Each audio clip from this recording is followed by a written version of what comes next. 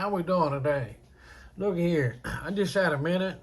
We had a trip this morning, and man, I get asked this question all the time. About different tips. What kind of tip would I offer somebody? That's new, or somebody that's struggling to catch crappie, or just all around. Good tips. And I get it at, like I say, all the time people ask me. So I have put together 7 tips, y'all, that really, once I started using these tips, once I started implementing this into my fishing program, my catch rates went up. Like what they say, skyrocketed, went to the moon. I'm telling you seriously, my catch rate has really went up over the past, let's say, 10 years. All right. So we're gonna start with number 1, guys and gals. All right. Number 1 is mark your brush. Mark your structure, your brush, whatever kind of structure you're fishing. Mark it. All right. The little buoys, the little orange buoys, whatever they got, or you can use a gallon jug with just a lead weight on it. All right. That way you know exactly where it's at. Sometimes a wind comes in, it blows you around. If you mark your spot, you know exactly where it's at, and it keeps you from having to go back and forth, and relocate it. So the very first thing I do when I pull up to the spot, I mark my brush. But you got to be careful. Don't use a big, huge anchor, something that's going to spook the fish. You can go to Academy, Walmart, Bass Pro, and they have the little weights. They're about 3 or 4 inches tall. All right? They're about yay big around, about the size of a quarter. They're perfect. That really helps you out by marking it, y'all. You know exactly where that pile is, no matter what the wind's doing, which way the wind's blowing. If you have to reposition a boat, you always know where that pile is. So that's number 1, guys and gals. Number 2, do not go too light on your jig.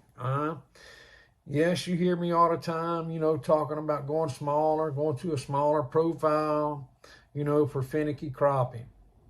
But in this situation, I'm talking about just everyday, all around crappie fishing. I'm going to go ahead and say that a 1/16 ounce head, whether it be a hatchet, a round head, whatever head I'm fishing with, a 1/16 is my favorite. You don't want to go too small. You want your fall rate. My strategy is I want my fall rate, I want his jig to fall around 1 foot per second. That way I can count it. 1 1,000, 2 1,000, 3 1,000, 4 1,000, 5 1,000. My jig has fell about 5 foot, about a foot a second. That comes in with your third tip, with my third tip. My third tip is use 6-pound line, y'all. You hear me talk about it all the time about how I switch to braid. I switch to braid simply because I got a lot of clients, a lot of customers. Some of them never even held a rod and reel. I got a lot of families with small kids, and I chose to go with braid. I didn't want to, but I didn't want to lose, 20, 30, jigs every fishing trip that got old, so I switched to braid. So my number 3 tip, y'all, 6-pound line is perfect. And if you'll use that trick I showed you by bending your hook out, pre-bending that hook, that number 6, whether it be mono or braid, fluorocarbon, whatever you use, number 6, 6-pound test is plenty to free that hook, if you pre-bend it, pre-bend that sucker out with a pair of pliers. That way, it'll bend, it's got some give to it. 6-pound test with a 1/16 ounce jig head falls at a rate of about 1 foot per second. So let's say if you're targeting fish at 15 foot, you're using 6-pound test and a 1/16 head.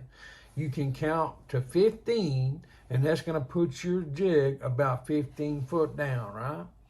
If you use 8-pound test, it's going to fall slower.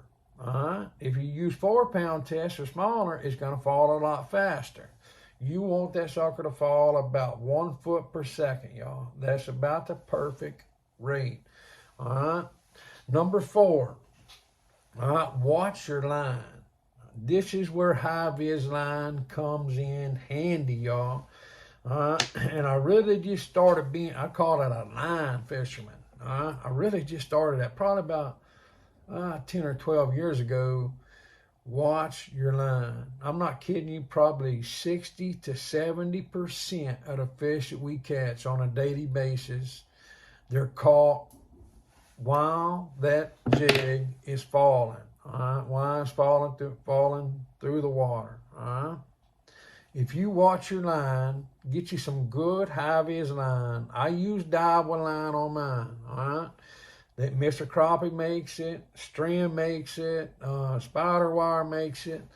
Get some good 6-pound test high-vis line. Watch that line. I'm watching that bow in that line, So if I say I'm 15 foot away from my brush top, right? I cast or I shoot. I prefer to shoot my jig because in the wind, you have way more control. I just shoot that sucker over like I'm shooting docks. And, I shoot it past my brush top and I let that sucker fall, to the brush top. As it's falling, I'm constantly watching that line. If that bow in that line, if it twitches or it jumps or it tightens, I immediately know something is not, something has got that jig.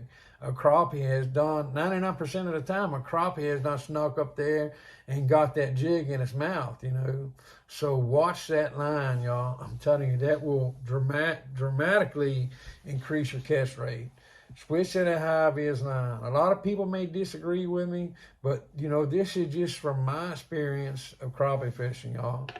This is my 7 go-to tips that I think can honestly increase your catch rate, y'all. I'm not kidding you. Number 5, do not overwork, don't over jig. I see a lot of people every single day that take that daggum jig. I mean, they're just working it, I mean, you can see their wrist. I'll be in the back of the boat, they'll be in the front. Oh, they're just jigging up and down. A crappie don't like that, y'all.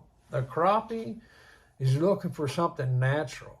And this is especially more important when you're using a 10 or 12 foot jigging pole, because think about it, the leverage you have.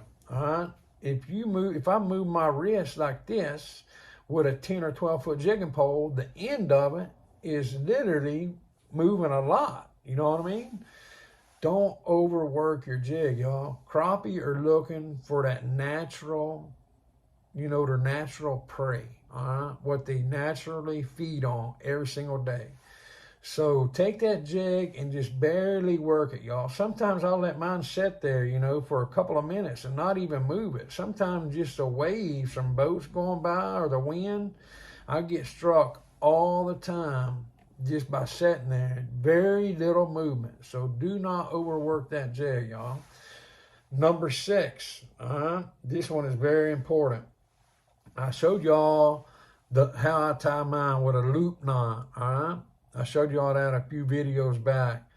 But look, whatever knot you use, a lot of people don't believe in a loop knot, That's just my personal preference. That's my favorite knot for a jig. You want your jig, what I mean by rig it right, you want your jig horizontal, y'all. As close to horizontal as you can get it. It may be like that, but that is a million times better than vertical. That is not natural. A minnow, a tadpole, whatever, the crappie's natural prey is, they're not going through the water like that, okay? You want that sucker as close to horizontal, close to the natural bait, natural shad or shiner as you can get. So make sure and rig that sucker right. If you use a polymer knot, whatever knot you use, make sure and slide it around on your eye. That way your jig is setting like that. All right? Make sure and rig that sucker right. All right, last but not least, number 7, y'all. Match your jig to the color of the water you're fishing, okay? This is the way I do it, all right? It's pretty basic, you know, but it's something you need to keep in mind. The clearer the water, the more natural looking jig that I use. The darker the water, that's where them dark colors come in. All right, so if I'm fishing, you know, clear water, on a good clear day, something like this jig would be perfect, y'all. Next time you got a minnow, take that daggone minnow and hold it in the palm of your hand or put it in a glass or whatever and hold it up in the sun. You will see all kind of colors, some purple, some blues. I've even seen like some green fluorescent colors on a minnow. A shiner, shad, whatever. Take that sucker, I'm serious. You can put him in a glass of water, hold him up to the light. You will see all kind of colors. That's what you're trying to do. You're trying to mimic the crappie's natural prey. So match your your jig to the water you're fishing. If it's a clear water, go with a more natural looking jig. If it's dark water, dark outside, or you're fishing a shady area, go to them darker colors. Them crappie can see them darker colors, in muddy and murky water. They can see it a lot better than they can see the natural colors, y'all. Look here. I hope y'all got something out of this video. Hope you learned something. Honestly, I do these videos, to help people, learn to tie jigs, learn to, catch more crappie. I mean, that's the name of the game. And I've been fortunate enough, to crappie fish my entire life. And been very, very blessed. The good Lord has very, very blessed me in the last, couple of years to be able to do it full time. I used to do it, on the side, but now that I don't work anymore, I do it, full time. Make jigs and guide. That's all I do, y'all. So I spend a ton of time on the water, and in the last several years I've learned, a lot. I always thought I knew it all. I'm just playing. I never thought I knew it all, but seriously, I have learned a lot, over the last, 8 or 10 years. But anyway, guys and gals, I sure hope you got something out of this video. Use these 7 tips, and I guarantee you your catch rate will skyrocket. It will help you out. There's no ifs, ands, or buts about it. If you got any questions about it, you want more information about it, please do not hesitate to reach out. Y'all got my, my number is listed on my YouTube, on the About page. I listed my videos. You can email me at texascajunOutdoors@gmail.com. If you want to get in touch with me, please do not hesitate to reach out. That's what I'm here for, guys and gals. And without y'all, I would not be doing this. That's the reason I put this information out there, because y'all give to me, y'all support me, and I want to give back, guys and gals. Look, hey, I got one more thing I want to talk about before I got a trip this evening, so I want to talk about this real quick. If you get a message, like a comment, something about you have been nominated for a free gift, click on this, that is spam, y'all. I've actually contacted YouTube about it. They say hundreds of thousands of accounts, they're doing that too, so it's been reported. Just don't click on it. The winners of these jigs, the way I do it, I go on there, I do the drawing, I do a video of the drawing, I tell, who won the drawing. All right, I'll show the little name on a piece of paper that I draw. Then I come back, I do a video and I say, email me, your address, and I'll get them in the mail. So the rest of that, that's junk, that's spam. Do not respond to it. I apologize, but YouTube representative I chatted with, they said it's happening every single day. And it is, they're aware of it, so hopefully it doesn't happen anymore. Look, guys and gals, God bless each and every one of y'all, and I truly, honestly hope this helps y'all catch more crappie. That's the name of the game. Look, appreciate it. We will see y'all next time.